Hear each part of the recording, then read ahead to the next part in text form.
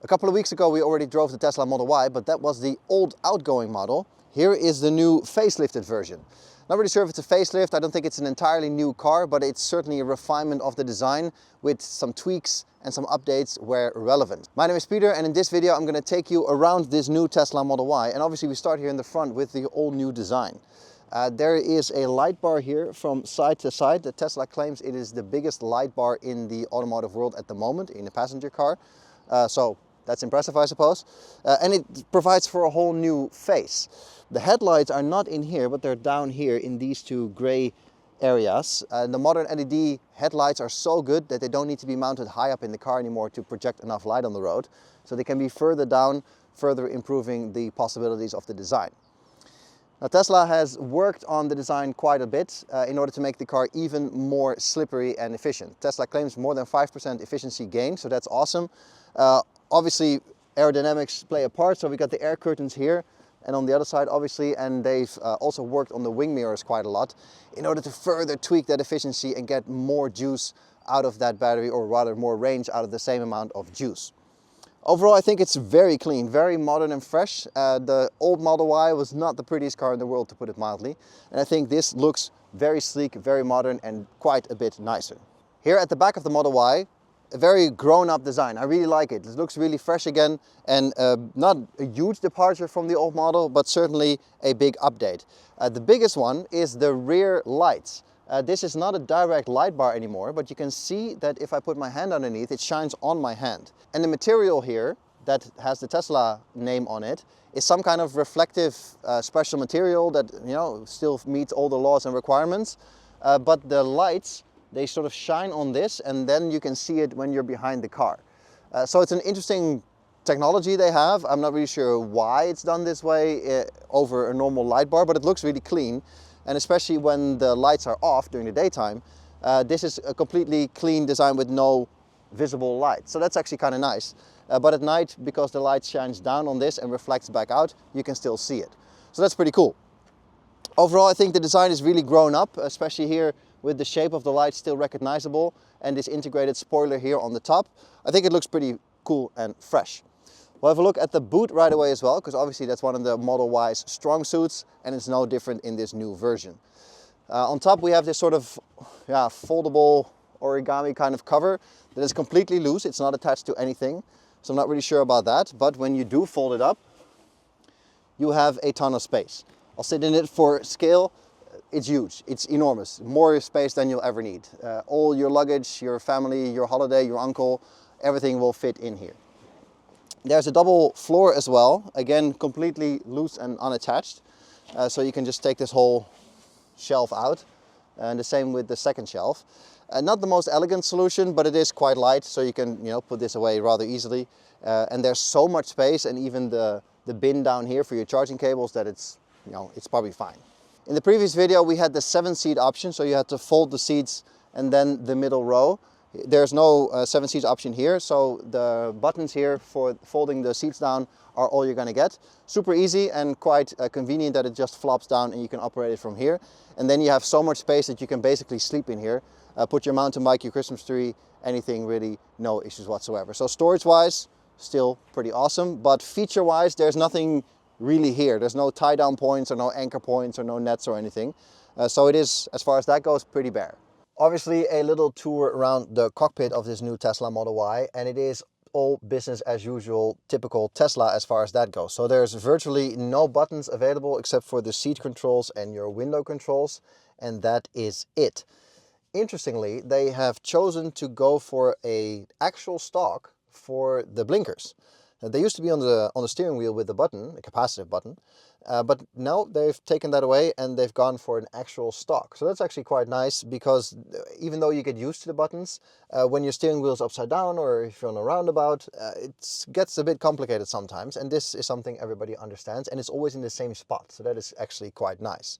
But as nice as that stock is, they haven't put a stock for your windscreen wipers. That's still a button on the steering wheel, so it's just this one that you're going to have to live with.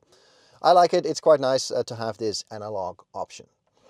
Everything else though is done in the screen, and the screen is typical Tesla. It is fantastic. Let's be honest, this is the industry benchmark as far as I'm concerned. So it's super fast, the car is correct, the rims are correct, the color is correct, so I am already happy. But this is how you want a screen to be. It is so fluid, this is the way you want to work with and interact with the car. Obviously you can go crazy in the settings here, from how much you charge, when you charge, how much temperature you want in the cabin, when you open the door, what time you want to leave. You can go complete deep dive into this for a whole weekend and set the car up just so. So that is excellent. The only downside of the screen is the fact that there's no driver's display or head-up display in the car, and that you have to be at the screen for absolutely everything all the time.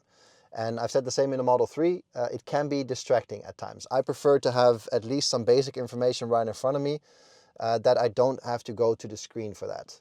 And I understand that the distance to look from here to there is not that far, and Tesla does a good job keeping all the information on the top left part of the screen while you're driving, but it's still distracting at times. And of course you get used to it, but it is nicer to have something straight in front of you as far as I'm concerned. The rest of the cabin is very Tesla, so we have some new materials. We got some fabric up here right now. We have a full LED strip around the whole length of the front of the car. The materials all feel very nice and high quality, obviously in this top spec press demo. But it's all very familiar, but still it feels nice and fresh. A good example is these sun visors. They are now sort of curved to this front beam, and there's this iPad folio style cover for the vanity mirror. It's a bit spielerij, but it does give the whole cabin a sort of slightly more modern, nice and fresh vibe. It is a big collection of gray and more gray and different kinds of gray in here. So that is maybe not everybody's taste, but thanks to the panoramic roof, there's so much light in here that it doesn't become a claustrophobic nightmare. Also not for the people in the second row. So that's cool. We have the middle tunnel here, which is also gray, a different color gray again, which can open once, twice to reveal some cup holders and a very deep bin. And then there is another bin over here with some charging, and there's your 12-volt socket down there as well. So that's all your storage options, and under the screen there's also two wireless charging pads for your phones. The door bins are lined with felt, so that is excellent too. And that is basically your whole cabin for you. It's a good place to be. There's great view out. And as far as that goes, Tesla Model Y offers the practicality in a slightly higher seating position. So that's actually quite nice, without making the car enormous like the Model X is. So it is in many ways the best of all the worlds in Tesla world combined. Looking behind is all good in principle, but the rear window is quite flat, so there's not that much to see out of. It's a bit of a letterbox kind of story. And the side mirrors, I mentioned them on the outside tour, have been tweaked and shrunken because they are quite small as well. But luckily there is the screen to the rescue again. There is a camera button that will give you the backup camera and also the side views. So, you know, if maneuvering gets a bit tricky and tight, then you can pull those up at any speed and you will have ultimate visibility. So this is the launch edition, which is all-wheel drive with all the horsepower, the big battery, you name it. So this is probably the one you want, and probably also the one you can't get anymore because it's sold out. But that means this is a typically fast Tesla experience. It's so much power available that it is already borderline unusable on the road. And it is just like that, you're doing 100. It is so fast that it gives you so much ability to overtake, merge, go for a gap. Anything you want really is possible with this powertrain. So that is fantastic to drive with.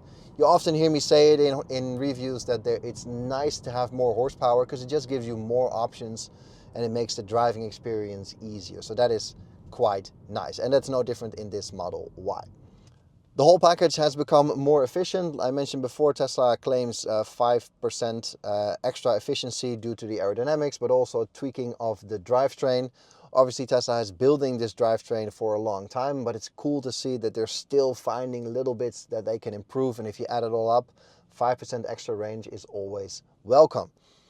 The Tesla supercharging network obviously is fantastic as it is.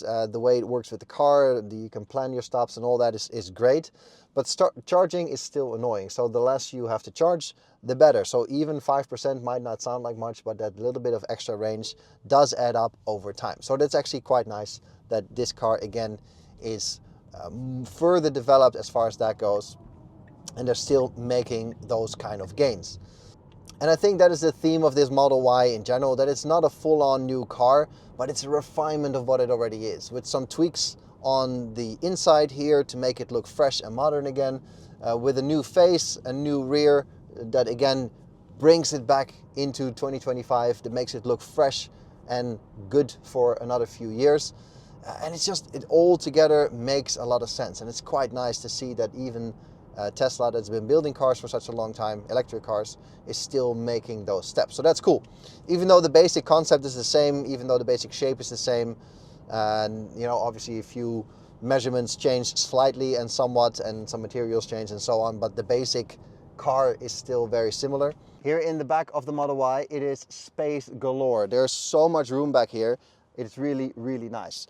Obviously, it is a completely flat floor because of the skateboard architecture, so there is so much room for my feet to move around here. It is really fantastic, and it really adds to the comfort of sitting back here. I can put my feet fully forward under the driver's seats, really adding to the comfort that I can almost stretch out completely. And you can also see from this angle that there's plenty of under thigh support, so my legs are not up in the air like this, which you often see with electric cars that have batteries sort of arranged through the car. You can also tell that there's a lot of room between me and my driving position, which is necessary because the back of the seat is hard. So that is uncomfortable when you're touching it with your knees. There is sort of a flap here for document storage, I suppose. That is also not the most elegant solution. It's just a sort of a panel that you open up. Not really sure what that's all about. In the middle, we have a 8-inch touchscreen that controls everything back here, from ventilation to music to games. Really nice. That'll keep your kids entertained for sure. And there's also 2 USBs underneath to charge everything and everyone. And then of course we've got an armrest here in the middle, and that is not the best solution in the world because the cup holders are in the middle, which means you always end up with your arm in there. So that is not so nice, but it is at least broad enough so you can, if you keep your elbow tucked, then you will be okay. The main thing really is the space and the movability. I can really move my feet around the whole length of the car, so that is fantastic. And overall, you have a very airy feeling back here, despite the fact that it's all dark and gray and black in here. The panoramic roof obviously adds so much extra light coming in from above that you never feel claustrophobic here. And the connection to the front of the car is also very nice and broad, even though these seats are pretty high. So as a child, you have to look around the seat a little bit, but it's overall not too bad. I mean, you can think of Tesla whatever you want, and you can think of the car and the concept whatever you want, but there's no denying that this is a good vehicle that is smart, that is clever, that's modern in all the right ways. The only thing that I personally don't like is the complete absence of buttons. I would have preferred a few buttons here and there for seat heating and a few controls. That is just nicer. And the fact that you have to be in the screen for everything is distracting at times. But that is really the only real criticism you can give this car.